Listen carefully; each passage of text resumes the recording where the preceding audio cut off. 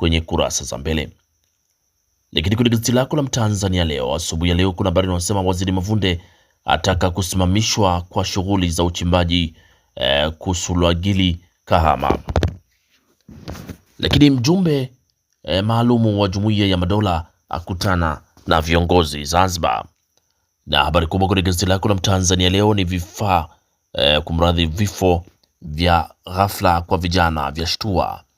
Vifo vya ghafla kwa vijana vya shtua.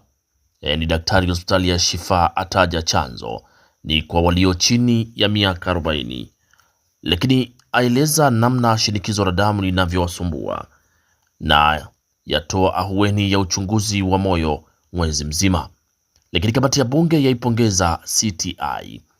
Kamati ya bunge yaipongeza CTI REA kutumia bilioni 6.6 kuunganisha wateja 1929 Morogoro. Lakini gazeti lako la Mwananchi